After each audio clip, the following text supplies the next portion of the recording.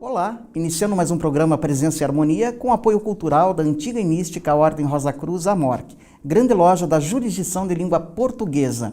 Hoje abordando um assunto que com certeza vai interessar a todos e que tem uma influência bastante direta em todos nós, né? Que é um assunto que toca a nossa saúde, mas que também faz referência à inserção das práticas complementares integrativas no contexto da saúde, né? São as práticas integrativas em saúde. E para falar disso, nós trouxemos uma grande especialista, que é a Pamela Siegel, que é psicóloga, doutora em saúde coletiva, é membro do LAPACES, que é Laboratório de Práticas Alternativas Complementares e Integrativas em Saúde, da Faculdade de Ciências Médicas da Unicamp. Quer dizer, é uma pessoa muito preparada, participou inclusive do 2º Congresso da Universidade Rosecroix Internacional, que fizemos aqui em Curitiba, e que gentilmente concordou em repartir um pouquinho do seu conhecimento, né, tão importante, com o programa Presença e Harmonia. Tudo bem, Pamela? Obrigada pelo convite, Jamil. É um prazer enorme estar aqui com vocês. A honra é toda nossa, viu, Pamela? Então, o que é saúde coletiva? Vamos começar definindo os termos, né? Vamos definir, delimitar, né? O que se entende por saúde coletiva? Então, eu vou fazer uma retrospectiva. Eu acho que a década de 70 e 80 são fundamentais para a gente entender um pouco da saúde coletiva. Vamos falar um pouquinho no Sérgio Arouca, que foi presidente da Fiocruz, né? E ele, acho que foi no 8º Conselho Nacional de Saúde, ele vinha então propondo uma reforma de toda a área da política sanitária e tal. Então, aí começa a bombar esse novo conceito, que seria uma reforma com visão de facilitar o direito à saúde para todos, né? E o que a gente vai ver então? Toda uma movimentação que vem desde a saúde ligada à medicina preventiva e social, tá? Então, a preocupação, o quê? Do processo de saúde e doença da população, né? Do acompanhamento do trabalho, né? A medicina do trabalho, o processo de adoecimento, de morte, de cuidado, a relação médico-paciente. Então, tudo isso vinha acontecendo na década de 70. Você tem a fundação da Abrasco, que é a Associação Brasileira de Saúde Coletiva, né, que começou a veicular congressos, eventos, pesquisas na área de epidemiologia, na área das ciências sociais em saúde, né? Então, foi uma época assim, muito prolífica. E aí, a saúde coletiva, então, ela puxa elementos tanto da medicina preventiva e social, como da própria área sanitária, da reforma sanitária, né, e das ciências sociais. Então, ela foi se configurando no mosaico, né? E ela é um mosaico, digamos assim, forma um campo multidisciplinar, né, que é multiparadigmático. Você tem um grupo dos sociólogos e antropólogos, até cientista religioso, né? Você tem a participação de filósofos nessa área, né, que vão analisar assim, as sensações, as representações, a vida das pessoas nessa relação de saúde e doença. Você vai ter uma área que é epidemiológica, né, que aí vai estudar digamos assim, a questão da infecção, né, do hospedeiro, do ambiente, ou seja, como é que as populações adoecem pela visão biológica, né? E você vai ter a área de planejamento e gestão. Então, essas são as áreas de concentração mais importantes que configuram hoje a saúde coletiva. Mas é um campo que está, digamos assim, se especializando e se ampliando ainda. Né? Interessante, pelo que eu entendi, é quase que como um guarda-chuva que engloba várias disciplinas, várias abordagens. Isso. Né? E pelo que você falou, é a partir da década de 70 aqui no Brasil que ela começa a tomar força. Toma mais força, inclusive com a Constituição, né, de 88. Aí você tem a promulgação do SUS, que foi a Lei 8080, né, que ela foi assinada realmente, né, logo depois da configuração da Conselho Nacional, né, e entrou em vigor. Só que você tinha uma política e ela não estava implementada ainda. Né? Então, eles foram criando, depois disso, outras políticas. Né? Por exemplo, em 2003, você vai ter a política de humanização, que é importantíssima, né? Que ela vai dizer assim, olha, nós precisamos de uma escuta qualificada dos nossos pacientes, nós precisamos de um acolhimento, de um vínculo, né? Porque notaram que era algo muito frio, pessoal, né? O atendimento, né? Depois, em 2006, nós temos políticas muito interessantes. Então, a política de promoção da saúde, né, que tem uma série de programas que vai combater o tabagismo, o alcoolismo, né, tem até vertentes assim, bem abertas, né, que englobam os saberes tradicionais. Né. Outra política que foi interessantíssima a própria atenção básica, a política de atenção básica, né? Se a gente for fazer uma retrospectiva rapidinho, lá em 78 houve uma conferência, foi a declaração de Alma Ata, que aconteceu na Rússia, onde grupos, né, ligados à saúde pública no mundo inteiro falaram, olha, nós precisamos criar outras alternativas. A forma como a saúde pública está sendo veiculada, ela não é satisfatória, né? E eles incluíram, então, os saberes tradicionais das populações, né? Que interessante. Você diria que é um movimento mundial, então, não é só... Porque você falou a partir do Brasil, né? Mas é um movimento que ele foi se espalhando pelo globo. Foi se espalhando, inclusive a OPAS deu apoio, né? E a Organização Mundial da Saúde, ela começa... 2005, 2002, 2005, ela lança um manual, que são as estratégias, né, para essa área das práticas, inclusive, dizendo assim, olha, nós vamos incluir tudo que for baseado em evidência e que puder colaborar. Então, os saberes tradicionais, né, dos vários povos, né, e aí eles vão definir, a gente vai entrar depois na política, né? Agora você tocou. Pamela, a questão das práticas integrativas e complementares em saúde, né, como é que se dá?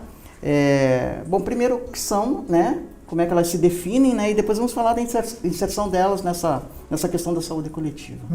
Tá?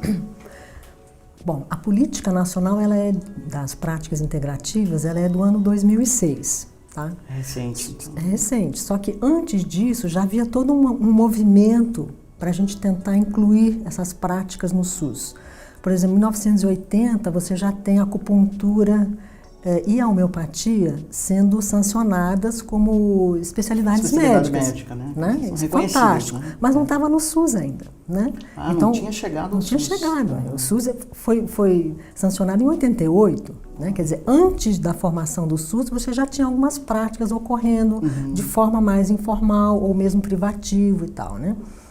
E aí, com a lei, muito interessante vocês que tiverem interesse de ler realmente a política, que está lá no site do Ministério da Saúde, descobrir o seguinte, a prática mais aplicada nos centros de saúde era o reiki. E o reiki não foi incluído na política. Por quê? Por que não foi? Então, porque as pesquisas não mostram, digamos assim, que tem grande resolutividade. Não conseguiram mensurar, então vamos dizer assim. Algo que relaxa o paciente, traz um bem-estar e tal, né? Mas se você for dizer assim, olha, cura determinada coisa, aí a conversa é outra. Você vai ter que provar e tal, né? Certo. Então, aí a metodologia quantitativa, ela é muito engessada. Né, para você conseguir provar esse tipo de coisa. Sim, você tem que ter um N muito grande. Ela observa um paradigma, né? É um paradigma, né? Bem cartesiano. E a metodologia qualitativa, que trabalha com a etnografia, com as entrevistas, com observação participante, ela tem como regra, né, que você não pode generalizar o resultado. Então, mesmo que você tenha grupos que achem que o reiki é interessante, você não pode generalizar, serve para a população inteira. Certo. Né? Então, até hoje, o reiki é aplicado, mas informalmente não foi incluído na política. Né? Certo. Você poderia citar mais algum exemplo de práticas integrativas que estão em via de reconhecimento, aquelas que ainda não conseguiram, embora lutem bastante? Você poderia pontuar? Então, a medicina antroposófica, digamos assim, ela está com um pé dentro do SUS. Tá? Do Steiner, né? Rudolf Steiner. E é interessante isso porque, se a gente for pensar, os medicamentos que eles usam são bem semelhantes aos medicamentos homeopáticos. Só que só tem 2 laboratórios no país que produzem esses medicamentos. Então, seria assim, muito difícil você incluir nos mais de 5.600 municípios que a gente tem, né, no SUS. Né? E outra questão também, né? É uma prática muito ampla, né, que mexe com psicologia, com arte. Então, você tem que ter um setting, um espaço para essas práticas todas, senão você corre o risco de se tornar algo reducionista. Você pensar só um pedaço dela, uma prática dela e aplicar. Como a medicina tradicional chinesa. Ela é muito ampla, mas usa-se só a acupuntura. O Yulian Kun. O resto, que é a dieta, tudo que faz parte, não se aplica no SUS. É verdade. Né? Porque tem aquela consulta rápida, os médicos têm que tempo limitado. É mais um limitador, né? Também, né? Exatamente. Né? Mas, Pamela, o que você colocaria para a população, né? Para todo o pessoal que está nos assistindo, que seria importante para manter uma boa saúde, por exemplo? Você poderia dar algumas dicas aí, se é que é possível reduzir em dicas? Olha, eu acho que a gente tem que focar em 4 eixos, tá? Então, o tabagismo é um fator importantíssimo, né? Eu acho que a gente tem que observar nas periferias os jovens, né, que ainda fumam muito, entendeu? Tem que haver campanhas, né, nas escolas e tal. Então, o tabagismo é um ponto. O alcoolismo também é um problema muito grave. Mas né? está se aprofundando, inclusive, né? Está se aprofundando, e a programação, digamos assim, a gente vê lugares como periferias de Londres, por exemplo, onde o programa é sair para beber até cair. Que né? coisa, hein? Com as raves e tal. Então, se isso vem para cá, porque a gente tem, né, um processo de incorporar essa colonização, né, dos grandes modismos e tal, então é beber até cair. E aí você vai para onde com esse jovem que está bêbado? Né? Quem vai socorrer? Você vai levar ele para onde? Ele vai para o SUS? Isso vai onerar o SUS? Como é que fica a saúde dele? Né? Então isso é uma questão grave também. E a alimentação seria o terceiro eixo, que eu acho fundamental. Inclusive, eu acho que deveria existir uma nutricionista em todas as equipes de saúde da família, e não é obrigatório. Né? Verdade, é verdade. Eu acho assim, todo centro de saúde tem que ter um nutricionista. Essa nutricionista tem que ir a campo, com a equipe toda, com o médico, enfermeira, agente de saúde, para ir na casa do paciente acamado, orientar a família. Isso não ocorre. Ou se ocorre, é uma coisa muito pontual. Está longe de se generalizar. Isso, né? Então, a alimentação é fundamental. E nós vivemos num país tropical, nós temos frutas, verduras, temos tudo aqui, né? Que ainda são subutilizadas. Né? Subutilizadas, há um desperdício enorme. Se você vê, assim, num Ceasa, né? O Ceasa de São Paulo, de Campinas, o que eles jogam fora, assim, de frutas que ficam expostas ao sol, que apodrecem, né? Realmente 20%, 30%. Eu costumo dizer, Pamela, que não dá para entender como a gente passa fome no Brasil, pelo menos com a riqueza que a gente tem e com o desperdício que é feito, né? Então, nós teríamos tudo para ter uma população bem alimentada, né? Tanto do ponto de vista quantitativo como qualitativo, né? Sem dúvida. Porque nós temos uma riqueza. Mas como é que você encara isso? Porque você está falando, muita gente está falando de políticas públicas, né? Então, querendo ou não, a gente está na esfera política, né? Não é também a forma como a política brasileira é constituída também não é talvez um limitador à questão burocrática, até você conseguir aprovar tudo, você conseguir apoio. Como é que é essa luta aí nos membros políticos? Então, digamos assim que há muitos tensionamentos, né? Começando pelo fato de que a gente tem uma saúde pública muito forte, né? Nós somos o maior país com mais de 100 milhões de pessoas que frequentam uma saúde pública. Nenhum outro país do mundo tem isso.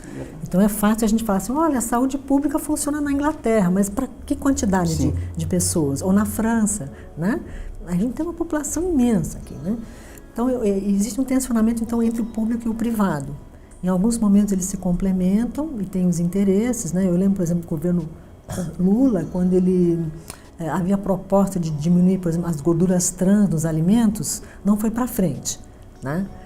O sal agora, a quantidade de sódio nos alimentos, eles estão, né, querendo diminuir, quer dizer, é um passo. Mas, por exemplo, recentemente eu concluí uma pesquisa na área do câncer e a alimentação dos pacientes, ela é absolutamente terrível, né? Eu até queria até anotado aqui para que você falasse um pouquinho dessa pesquisa, né, sobre os pacientes, né, oncológicos. O que você pode adiantar para a gente? Que parece que é muito interessante esse teu trabalho. Muito complicado, para vocês terem uma ideia. Muitos são filhos de imigrantes que vêm do campo, né, para a cidade grande. Então trabalharam com agrotóxicos. E começaram muito jovens, com 8, 10 anos, já estavam com aquela bomba borrifando, né, tal.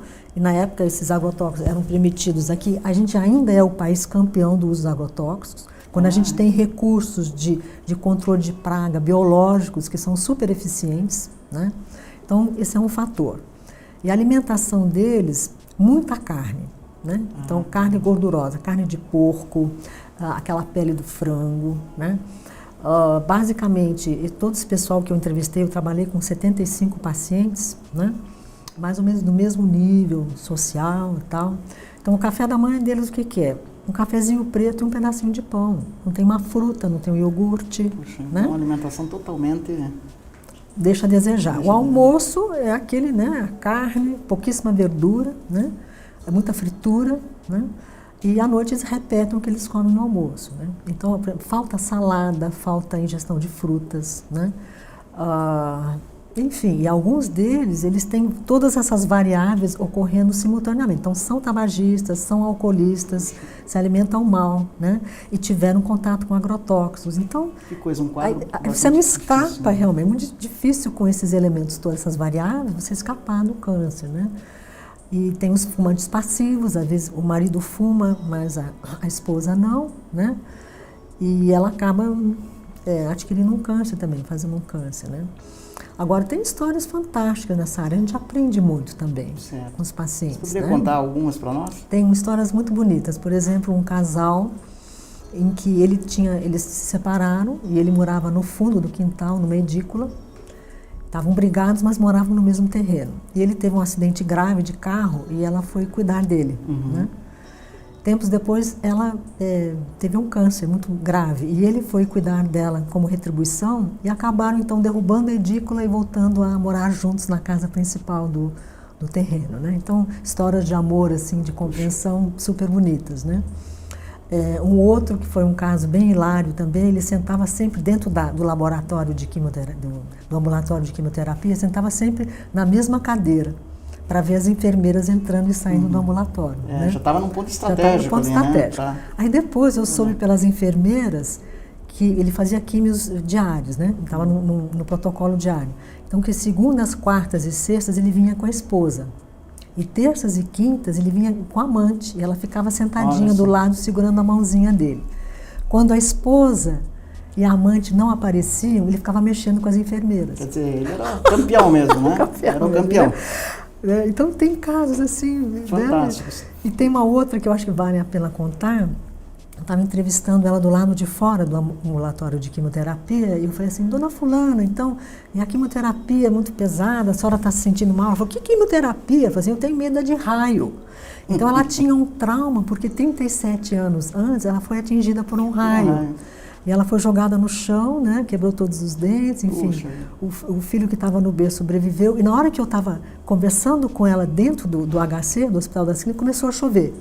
E ela e o filho olhando apavorados para fora da janela, né? Olhando os trovões e tal. E a quimioterapia para ela era nada, era conseguinha. Bom, para quem foi atingido por um raio, né? Quimioterapia... Então, percebe, tem coisas que são piores do que uma quimioterapia. Sem dúvida. Para determinados pacientes. E existe alguma experiência inserindo as práticas integrativas em pacientes oncológicos? Sim, nós aplicamos 3 práticas. Vamos lá. Eu queria aplicar yoga, mas não tinha espaço dentro do hospital. Né? E a gente tinha que pegar o paciente quando ele vinha fazer a quimio ou a rádio. Então a gente conseguiu trabalhar com fitoterapia. Nós contratamos uma fitoterapeuta que é da Universidade Uniararas, né? Uma especialista em fito. Contratamos um acupunturista, né? E 2 reikianos. E a experiência foi maravilhosa. Em termos, digamos assim, de metodologia quantitativa, o que mais deu resultados foi a acupuntura. A acupuntura. Tá? Porque ela tirou a dor. As pessoas chegavam com muita dor nas pernas, dor no corpo, né? Umas não podiam entrar para a quimioterapia porque estavam com a pressão muito alta. Então, ele abaixava a pressão, ela podia entrar na quimioterapia. Coisa assim, de 20 minutos. Fantástico. Botava na maca, agulhinha e tal. Aí um eletricista falou para mim, eu tenho medo de agulha. Eu falei assim, o senhor fulano, o senhor conhece aquela formiguinha lava-pé? A picadinha da agulha é menos dolorida que a picada da formiga. Tudo bem. Então, você sentou lá, estremeceu um pouquinho na hora da picada, mas aceitou numa boa. São pessoas que não têm noção do que seja, né? Do que aquela seja. prática, aquela técnica. O distanciamento cultural é muito grande, né? Mas acolheram bem, né? O reiki e a fitoterapia tiveram resultados, mais ou menos 50% achou interessante ou teve algum resultado razoável. Então, a gente considera que os resultados sejam clinicamente importantes. Com certeza. Embora eles não tenham sido estatisticamente significantes, tá? Que é um cálculo que você faz de média. E essa pesquisa, como é que está a receptividade dela, por exemplo, né? Das práticas integrativas pela comunidade médica tradicional, pelo Conselho Federal de Medicina? Existe um diálogo? Então, veja só. Porque às vezes a gente nota muita resistência, né? Por outro lado, você nota bolsões de abertura. Como é que está isso? Então, houve a discussão do ato médico recentemente, né? Sim. Então, por exemplo, quando o profissional que estava aplicando a acupuntura era biomédico. E as enfermeiras ali perguntavam assim, mas o que ele é? Ele é médico? Eu falei, não, ele é biomédico. né? O Conselho Federal de Biomedicina permite ele praticar acupuntura com os pacientes e tal, né? Nós tivemos boa receptividade com a chefe da oncologia, né? Uma pessoa muito aberta lá no Unicamp, né? Ela nos levou para conhecer todos os setores e tal. Mas eu sentia assim, que os médicos não se interessaram muito por aquilo que a gente estava fazendo, né? A gente estava no quintal deles, né? No pátio deles praticamente, mas não se interessaram muito. Inclusive, essas práticas não foram registradas nos prontuários dos pacientes. Então, fica invisível. Será que isso foi falta de interesse ou foi planejado? Entendeu? Tem algum... Então, digamos assim, nunca tinha ocorrido isso na Unicamp, né? Porque é uma universidade, é um hospital biomédico, alopático, né? Então, digamos assim, pouco a pouco a gente foi abrindo questões como o coordenador do LAPARCES, que é o professor Nelson Filice de Barros, ele é sociólogo. Então, digamos assim, ele não representa, como ele mesmo diz, uma ameaça aos médicos, né? Porque ele é de outra área, é da área das humanas. Então já é mais bem aceito. Exatamente.